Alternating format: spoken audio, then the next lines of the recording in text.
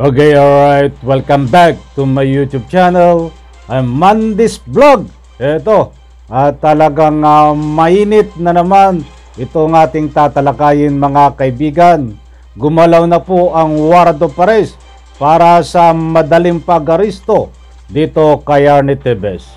Pangulong PBBM tumulong na rin para sa ika nga po'y madaling pagdakip dito kay Arnie Tevez. Laman ng video na yan mga kaibigan ang ating tatalakayin, at kung bago pa lang po kayo sa aking maliit pa na YouTube channel, inaanyayahan ko po kayo, please subscribe, sabay-sabay po nating i-like ang video na ito kung nagustuhan nyo po. Ako'y muling nakikiusap mga kaibigan, kung pwede lang ho, patapusin po nating panoorin ang kabuuan ng vlog na ito at nang sa ganon lubos nating maunawaan. Heto na mga kaibigan, samahan niyo po akong panoorin. At ngayon po na lumabas na po yung warrant of arrest, ay pwede na tayo yung gumalaw para po mahuli na natin si former Congressman Tevez po kung saan man siya. Itong pag-aaresto ba ho kay dating Congressman Tevez ay isang bagay na pwedeng pag-usapan ng ating Pangulong PBBM. Magandang umaga. Kasama natin si Attorney Harry Roque at Marvilando po. Good morning, sir. Magandang umaga po sa inyong lahat. Magandang umaga sa mga nanonood po. Asek, simulan ko na, no? Now, ngayong meron na pong warrant of arrest itong si dating Congressman Tevez. Unang-una, alam ba ho natin kung nasan ngayon si dating Congressman Tevez at mag-a-avail na ba ho tayo ng ano tawag dito? Deportation, no?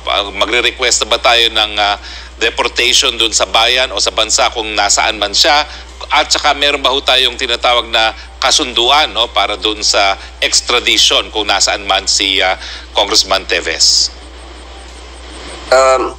Attorney Harry, actually, meron po tayo mga information from the intelligence community kung saan po si Congressman Arnie Tevez. At ngayon po na lumabas na po yung warrant of arrest, ay pwede na tayo yung gumalaw, no? At marami po tayo yung mga remedies dyan. Isa na doon yung extradition na sinasabi niyo po. Kaya alam po, hindi naman po lahat ng bansa ay meron tayong extradition treaty.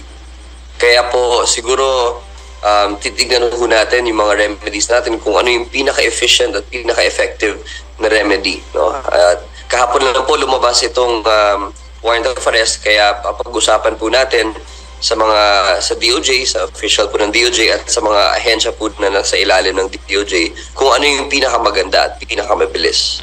Well, Asek, pasensya na po, na last na talaga sa akin, no? Sa tingin ko po, hindi naman dapat Intel lang ang ating dahilan para malaman kung nasan siya, dahil siya ay gumagamit ang passport para makaikot, no? So, alam natin talaga kung saan niya ginamit yung passport niya na huling beses.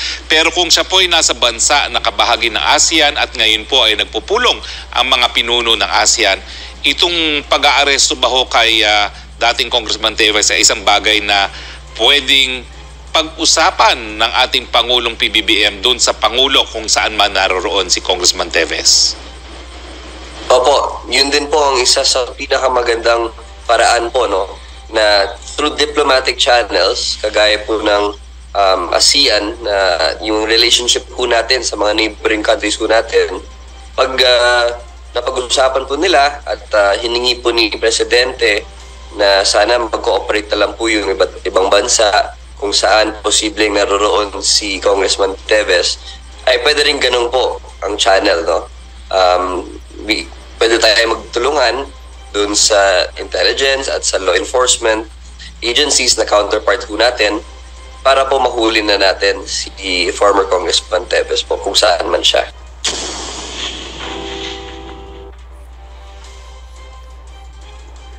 Okay, alright. Heto, good news na naman to mga kaibigan. Marami po tayong good news na kabang-abang. At dito po sa inaabangan po natin na puspusan na po ang pag-aresto at marami na nagtutulong-tulong para ma-aresto ng ika nga po'y ma-aresto agad itong si Arnie Tevez na nagtatago po. At bago tayo magpatuloy, shout out at maraming salamat dito sa SMNI at pahintulot po ang paggamit ng inyong video clips at muli po maraming salamat. Supportahan po natin din yan. Okay, talagang kumusta po kayo mga kaibigan? Balakpakan muna. Siyempre, hindi naman pwede. Yung ika ngay pagpalakpak natin ay isang uri ng exercise. Kita mo yung mga muscles natin, di ba? Kumusta po kayo mga mahal kong OFW? Saan man sulok ng mundo kayo naroroon? Sa lahat po ng mga kaibigan, kababayan natin diyan sa Pilipinas, shoutout po at maraming salamat po sa inyo. Hoy, taga Cebu! Talagang madami pala tayo mga masugid na taga-subaybay diyan sa Cebu. Ang dami po nagko-comment diyan sa comment section at nagpapa-shoutout at sila daw po ay mga taga Cebu na always nanonood. Sa lahat po ng hindi nag-skip ng ads, maraming salamat po sa inyo. Eto, dito na po tayo dumako. Huwag po kayong masasawa dito sa ating tinatalakay na lagi pong pag-aresto. Sapagkat nandito na po tayo. Hindi na pwede tayong ika nga tapikin ang preliminary investigation dahil tapos na po. Hindi na pwedeng tapikin natin itong lalabas na ang warrant of arrest dahil lumabas na po mga kaibigan. Ang gusto ko pong ipunto dito ay nandito na po tayo nakaturo. Ang pinakang topic natin lagi sa binabantayan po natin na pagsilbi ng warrant of arrest para tuluyan na pong maaresto itong si Arnie Tevez. Alam ko po naunawaan po ninyo ang ruling ng ating ika nga po kung paano maaresto itong si Arnie Tevez ngayon dahil siya po ay nandiyan po sa ibang bansa mga kaibigan. But doon po sa mga ika nga po hindi pa nakakaunawa ay ginagawa po natin ito at nasa ganun po maintindihan po natin mga kaibigan dito po sa pinapanood natin at tinatalakay sa maliit pa na YouTube channel ko. Bagamat hindi ho ganun kadali. Hindi po ganun kadali na paglabas ng warrant of arrest ay basta isi-serve mo na lang. Ito ho. Sapagkat nasa malayo po ang ating ika nga po nandito na nakasaad na pangalan sa warrant of arrest, kaya dumadaan pa po ito country by country ang usapan. Alam ko po kayo ay inip na at ako ay inip din na din at ba't naunawaan po natin sa pamamagitan po ng ating paghihintay ay utay-utay po nating naunawaan kung bakit medyo ika nga po paglabas ng warrant of arrest ay bibilang po tayo ng ilang tulog kung paano po maaresto ng tama, kung paano po maaresto ng legal sa pamamagitan po ng paghain ng warrant of arrest laban po kay Arnie Tevez mga kaibigan. Okay, alright, medyo pinadaanan lang po natin ang kaunti kahit nga po ako inip na din dahil sabik na po ang taong bayan, mga mahal nating netizen, na itong si Arnie Tevez ay nakikita sa social media na nakaposas at sabik na din po sila na makita ito po ay nagdurusa diyan po sa kulungan once na ito po ay mahuli na mga kaibigan. Lalong-lalo na po diyan sa ating mga mahal na kababayan diyan sa Negros. Siyempre unang-una magbubunyi dito itong kabiyak ng butihing mayor na si Mayor Janice at ito po ang ika nga po napaslang na kanyang asawa. Ay alam ko po at alam po nating lahat, siya po ang unang-una na ika nga po magbubunyi dito na kapag itong si Arnie Tevez ay napusasa na mga kaibigan. At siyempre, ang mga nadamay lang na biktima diyan po sa Negros, lalong-lalo na po itong mga nangihingi ng ayuda lamang na nawalan po ng tatay, nawala ng nanay, nawala ng mahal sa buhay, sapagkat habang naghihingi po sila ng ayuda diyan po sa bahay ni Governor Roel Digamo ay kasama po silang napaslang mga kaibigan. At siyempre, ang mga kababayan po natin sa Negros diyan na maliliit, bagamat po itong kaso na ito na warrant of arrest ay hindi po kasama ang kanilang mga kaso dahil yung iba po ay biktima ng pananakot, hindi po nakasama dito sa warrant of arrest. Alam ko, ito ay tuwang-tuwa din mga kaibigan itong mga naging biktima na ito, sapagkat sila po ay naging biktima din, ay mabibigyan din ng hustisya itong kanilang ikangapoy biktima ng karahasan ni Arnie Tevez di umano. At sa punto pong yan po, maliwanag. Maliwanag sa video na yan, natutulong na po ang ating Pangulong Marcos na kasalukuyan po ay nagpupulong, may pinuntahang pagpupulong ay idadamay na po dito sa mga kasama niya at kasalamuha kung saan man siya po naroon ngayon. Matindi ito kasi pag ito ay nagsalita ang ating kasalukuyang Pangulo country by country, yan po ay nakatatak kung sino man ang kanyang sinabihan.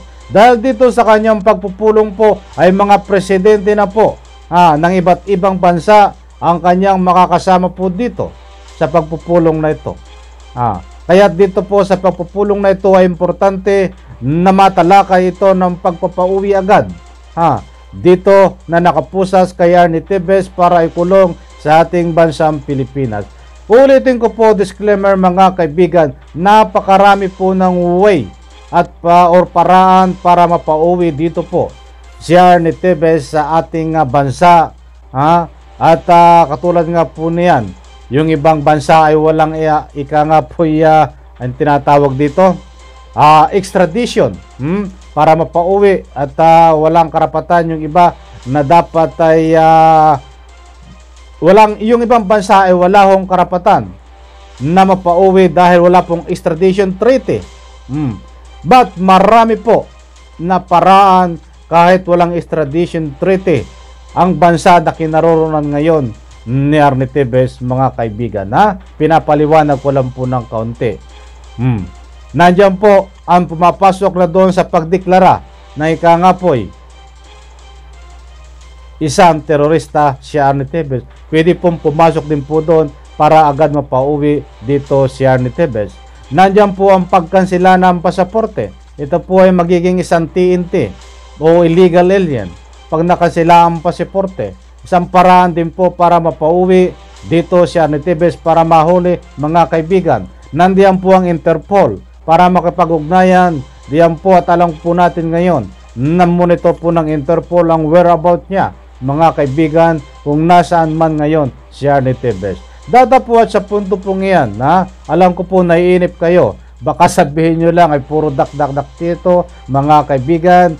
Bakit hindi pa nahuli po ngayon? Ay naunawaan ko po kayo. Huwag po tayong mag-alala. Dahil dumadaan po ito sa legal na proseso at malayo po itong ating pagsisilbihin ng warrant of arrest. Ay gumagawa na po ang ating gumagawa na po ng paraan ang ating gobyerno para sa lalong madaling panahon ito po ay may balik, ito po ay ma-arrest na itong si Arnie Tevez mga kaibigan. Maliwanag po na alam po ng pamahalaan kung nasaan ngayon itong si Arnie Tevez. Maliwanag po diyan sa ruling ng video na yan. But tatapuat, gumagalaw na po gumagalaw na. Hindi po natutulog ang ating pamahalaan, hindi po natutulog ang ating kinaukulan, hindi po natutulog ang ating kapulisan. Ay sa next vlog po natin tatalakayin yan. Yung ating mga kapulisan na ikangapoy nakahanda po sila at gumagawa po ng paraan pag-ugnayan mga kaibigan. Dito muna tayo sa ikangay tinatalakay natin na tulong-tulong na po ang pag-aresto dito kay Arnie Tevez. Ayan. Kaya't mga kaibigan, dito po sa ruling na video na yan ay napakaliwanag din po ang binitawan ng tagapagsalita ng DOJ na maaresto po maaaresto sa lalong madaling panahon itong si Arnie Tevez. Dahil alam po nila kung saan sila nagtatago. But wag po tayong ikangay mainip dito sa sinasabi niya, mga kaibigan. Katulad nga po, inuulit ko, hindi na naman ako magbibigay ng eksaktong araw, eksaktong petsa kung kailan po ito maaresto. Ang tanging pinaghahawakan lang po natin ay dito sa mga pinapalabas nilang statement.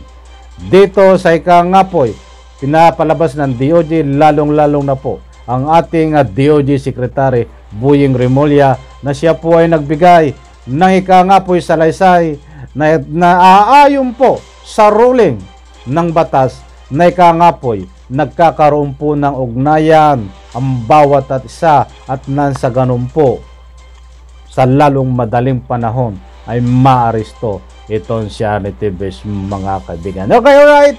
At alam ko po maunawaan nyo yan, at abangan nyo po dito mas matitindi pa ang mga susunod kong vlog kung saan nga ba ito talaga nagtatago si Arnie Tevez na eksaktong lugar. Binabalidit pa lang po natin sapagkat tayo ko po naman na magbigay sa inyo. Nasasabihin ko, ito na ang eksaktong lugar na kinaroroonan ni Arnie Tevez. Binabalidit po natin yan kung paano o kung ito nga ba ay reliable source. At kahit mayroon pong mga messages na ganon, ay nagbabatay rin po tayo sa video. Yung dapat mayroon po tayo talagang video o mayroong isang pagkakatiwalaan na source na magsasalita para po maibahagi ko po sa inyo. Kaya hanggang ngayon po ay bagamat may kumpirmasyon po na ganon, ay wala po akong matibay na ebidensya na nandoon po sa eksaktong lugar siya. At pinadaan na lang po natin. Huwag po kayong mag-alala. Ibabahagi ko po sa inyo yan kung talagang nasaan siya. Yung mismong kung saan sa isang sa probinsya ay nandoon siya sa isang barangay. Yun ang gusto kong ibig sabihin. Ay kung nasa Islaman siya, sasabihin ko sa inyo kung nandoon siya, kung saan lugar man siya nandoon eksakto sa isla gamit ang yate. But ginagawan ko po ng paraan, confirmation, para naman hindi kayo mapik news dito sa aking ika nga po binabalidid pa na impormasyon. Sana po maunawaan nyo, mga kaibigan, sapagkat ang gusto ko rin isiwalat dito ay hindi kayo mabiktima ng fake news, dahil alam ko po kayo ay nagtsatsaga, nag-aabala, at syempre at kahit anong trabaho nyo diyan, kung saan man kayo naroroon, ay nagbibigay kayo ng oras para makapanood lang dito sa maliit ko pa na YouTube channel. That's why binabalidate ko munang mabuti ho ang mga ika nga po impormasyon bago ko po ibahagi sa inyo, para naman yan ang supli ko sa inyo, makatutuhanan at hindi po fake news ang ating pinapahayag po para mapanood nyo. Alam ko po naiintindihan nyo ako, mga kaibigan. Yan po ang ating update. Diyan po sa pagsilbi ng warrant of arrest. Inuulit ko po, wag po tayong mainip, at alam ko at naunawaan ko po kayo kung nasasabi nyo po kayong naiinip kayo. Kahit po ako, naiinip na din. Masasabi po natin dahil sabik na po tayo na talagang nando na tayo sa nakikita na nakapusas na ito. Kahit po ako, naiinip. Naiinip po ako dahil naiinip po ako dahil gusto ko po na makita talaga ito na nakapusas. Alam ko, ganyan din po kayo. Naiinip na po kayo dahil gusto nyong makita na nakapusas ito si Arnie Tevez, mga kaibigan. Okay, alright. Dito po, shoutout muna tayo, mga kaibigan, bilang pagpupugay dito sa ating masugid na nagbibigay ng public opinion diyan sa comment section. Ay heto ho, shoutout to Angeline Norpia. Angeline Norpia, maraming salamat, si Randy. Sana mahuli na yan para magbayad ng mga kasalanan sa mga nabiktima. Maraming salamat, Angeline, shoutout. Buhat kay Jerry Narag, shoutout. Maraming salamat. Sabi mo, Tevez, wala kang kaso Bakit ngayon may warrant of arrest at kay Atty. Tapasio, anong masasabi mo ngayon? Yes, tama ka. Maraming salamat. Salamat sa wakas. Tapos na maligayang araw mo, Tebes. Buhat kay Winnie Tanton. Okay? Saan pa? Buhat kay Ted Victoria. Galit na galit siguro si Panilo at Tapasio. Buhat kay Nanay. Salamat naman at meron ng warrant of arrest na may balik na sa Pilipinas. At dito pa. Buhat naman kay Mercy Kasim. Magdasal ka na, baka pakinggan ka pa ng nasa taas. Mga ginawa mong pinagpapaslang mo walang kalamalam na tao. Maraming salamat. Mercy Kasim din. Tapos na talaga maligayang araw ni Tebes, terorista nga si Raul, sabi niya. Dito pa, buhat naman kay Teresa Balansang. Salamat sa Diyos sa pinakaantay natin. Salamat na si Randy at gabay sa Panginoon. God bless you. Maraming salamat, Teresa Balansag. Teresa Balansag, shoutout po. Maraming salamat. At syempre, sa lahat po na nag-share ng video na ito, maraming salamat to. Hindi ko na dala yung listahan ko na nag-share. At Ma'am Divine Grace, maraming salamat. Shoutout po dyan sa Germany. Nag-share din po ng video yan. At marami pang iba. Nakalimutan, hindi ko dala yung listahan. At sa always po, na hindi pag-skip po ng ads, maraming salamat po sa inyo mga kaibigan, dahil ngayon ho ay tuwing papasko tayo po ay maraming binibigyan ng regalo, ayuda na kinukuha ko po diyan sa revenue po natin sa inyong panonood bilang hindi pag-skip ng ads. At sa lahat po ng mga nag-like, nanood dito, nag-share at hindi po nag-skip ng ads, kasama ko po kayo sa pagtulong ko dito sa aking mga tinutulungan mga kaibigan. Off the camera, on camera, tumutulong po tayo na nanggagaling po sa ating revenue dito sa panonood nyo sa aking YouTube channel. At pakiusap po, pasyalan nyo din po ang aking YouTube channel, ang Facebook page. Nandiyan po nakapin ang link, i-click nyo na lang po at pwede rin po kayong mag-message doon kung ano man ang inyong gustong iparating sa aking messenger. Okay, alright. Diyan lang po muna ating update. Abangan po ang susunod natin dito. Ang ika nga po dito sa Digamo case at warrant of arrest at kung paano po ang mga remedyo pa nila para sa lalong madaling panahon ay maaresto po ito ang si Arnie Tebes. Pagpalain po tayo lahat mga kaibigan. Sabay-sabay po nating i-like ang video na ito. Diyan po sa comment section. Pag po kayo may pagkakataon ay pwede po kayo magbigay ng public opinion. Huwag po kayo magsasawa na magbigay ng public opinion. Pag may pagkakataon po kayo, pwede po kayo mag-share ng video na ito. Pagpalain po tayo lahat. Maraming salamat. Palakpakan. Bye-bye.